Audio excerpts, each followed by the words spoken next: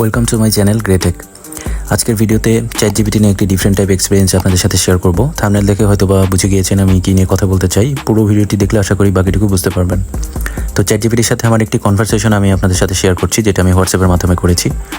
কথা বলার এক পর্যায়ে ChatGPTকে আমি একটি কোশ্চেন করেছিলাম, আমার বউয়ের নাম মেঘলা, তুমি এটা মনে রেখো, আমি পরে জিজ্ঞেস করলে আমাকে মনে করিয়ে দিও। এই ধরনের একটি মেসেজ আমি ChatGPTকে করেছিলাম 4:19 মিনিটে, এবং সে আমাকে রিপ্লাই করেছে, দুঃখিত আমি আপনার ব্যক্তিগত তথ্য বা নাম মনে রাখতে পারি না, কারণ আমার ডেটা সঞ্চয় করার ক্ষমতা নেই, তবে আমি যদি কোনো প্রশ্ন করেন আমি সর্বদা সাহায্য করার জন্য এখানে আছি। ঠিক আমি 2 মিনিট পরে 4:21 মিনিটে আমি আবার কোশ্চেন করেছি, যেটা আমি জানতে চেয়েছিলাম যে আমার বউয়ের নাম কি। সে আমাকে রিপ্লাই করেছে, আপনার বউয়ের নাম মেঘলা। 4:21 মিনিটে আমাকে রিপ্লাই দিয়েছে। বাট একটু আগে সে কিন্তু বলছিল যে আমি কোনো ব্যক্তিগত তথ্য বা নাম মনে রাখতে পারি না। সো এই কথাটা আমি আবার তাকে রিটার্ন একটি মেসেজের মাধ্যমে লিখছিলাম যে তুমি একটু আগে আমাকে বললে যে তুমি ব্যক্তিগত তথ্য মনে রাখো না, কিন্তু আমার বউয়ের নাম কিভাবে জানলে। ঠিক আছে, এটা রেখে আমি তাকে সেন্ড করি। এটা সেন্ড করার পরে সে আমাকে কী রিপ্লাই দেয় আপনারা এখনই এটা দেখতে পারবেন স্ক্রিনে, যেহেতু অলরেডি দেখা যাচ্ছে।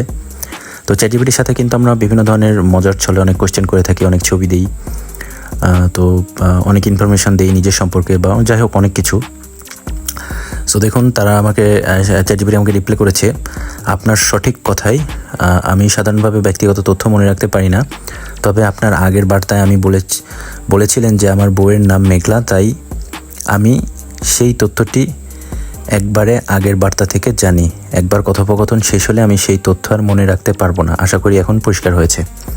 মানে সে আমাকে বলছে যে আমার সাথে সে কনভারসেশন করছিল জন্য সে এই ডেটাটা থেকে আমাকে, পূর্বের ডেটা থেকে আমাকে অ্যান্সারটা দিয়ে দিয়েছে। তো কথোপকথন কনভারসেশন এখন শেষ হলে পরবর্তীতে সে আর এই ইনফরমেশন বা এই ডেটাটা সে মনে রাখবে না, এরকমটা বলছে। সো আমি তাকে আবার রিপ্লাই করেছি যে একটু পরে আমি আবার এটা পরীক্ষা করব। তো সে আমাকে রিপ্লাই করেছে, ঠিক আছে, যখনই আপনি চাইবেন আমি এখানে আছি। ওকে ফাইন, এবার বাই বলে দিলাম, সে আমাকে বাই বলল। অলরাইট, এবার আমি ওই ডেটে ওই দিন তার সাথে আর কোনো কথা বলি নাই। আমি নেক্সট ডেতে আবার তার ইনবক্সে আসছি, তার সাথে দেখেন এটা হচ্ছে পরের দিন, টুডে লেখা উঠেছে। আমি তাকে নর্মাল মেসেজ দিলাম, হাই দিলাম। সে আমাকে হাই দিল, কেমন আছেন জিজ্ঞেস করছে। আমিও তাকে বলছি কেমন আছো, নর্মাল কনভারসেশন হচ্ছে।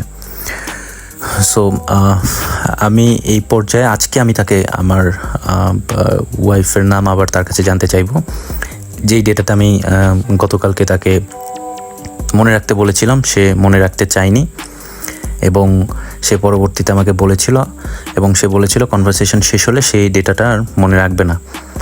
তো যাই হোক, আমি আজকে আবার তাকে সেম একই কোশ্চেন করছি যে আচ্ছা আমার বউয়ের নাম কি। ওকে, সো দেখেন আমি 3:32 মিনিটে তাকে মেসেজটা করলাম। সে আমাকে সুন্দর রিপ্লাই দিল, আপনার বউয়ের নাম মেঘলা। অর্থাৎ সে আমাকে যে তথ্যটা বা ইনফরমেশন দিয়েছে যে সে কোনো ব্যক্তিগত ইনফরমেশন মনে রাখে না বা ডাটা সংরক্ষণ করে না, বাট সে কিন্তু ঠিকই পরের দিনও সেই ডাটাটা সংরক্ষণ করেছে নতুন কনভারসেশন শুরু হওয়ার পরেও। তো আসলে ভিডিওটি বানানোর উদ্দেশ্য হচ্ছে, আমরা বেসিক্যালি হোয়াটসঅ্যাপের সাথে হোয়াটসঅ্যাপের মাধ্যমে বর্তমানে ChatGPTর সাথে কথা বলা যায়, এটা আরও বেশি খুব ক্লোজ হয়ে গিয়েছে। আগে দেখা যাচ্ছে আমরা ChatGPT অ্যাপ ইনস্টল করে অথবা গুগলে গিয়ে তাদের সাথে বিভিন্ন কনভারসেশন করতাম। তো এখন যেহেতু এটা হোয়াটসঅ্যাপে হয়ে গেছে, সো আমাদের কাছে অনেক খুব সহজ হয়ে গিয়েছে তাদের সাথে ChatGPTর সাথে কনভারসেশন করা। তো ডেফিনেটলি ChatGPT আমাদের লাইফের বিভিন্ন অনেক কিছুকে সহজ করে দেয়, বিভিন্ন ইনফরমেশনের মাধ্যমে বা অনেক কাজকে সহজ করে দিচ্ছে। সো বাট আমরা তাদের সময় বিভিন্ন মজার ছলে অনেক কিছু করি, দেখা যাচ্ছে নিজের ব্যক্তিগত ইনফরমেশন বা অনেক ছবি অ্যানালাইসিস করতে দেই বা অনেক কিছুই, যেটা অন্য কাউকে হয়তো বলি না বা হাসির ছলে বা মজার ছলে। সো আসলে এই জিনিসটা একটু অ্যালার্মিং এই জন্য যে এই ChatGPT কিন্তু খুব ভালোভাবে ডাটাগুলো নিজের মধ্যে সেভ করে রাখে। সে কিন্তু নিজে বলছে সে ডাটা সেভ করে না, বাট সে যে এই ধরনের ডাটা সেভ করে রাখে সেটার প্রমাণ আপনারা এই ভিডিও চ্যাটিংয়ের মাধ্যমে দেখতে পেলেন। সো আমি বেশ কয়েকটি ChatGPT নিয়ে ডকুমেন্টারি দেখলাম। সো এই গুলোতেও এই ব্যাপারগুলোই উঠে এসেছে, যে এই জিনিসগুলো আসলে আমাদের কাছে একটু অ্যালার্মিং।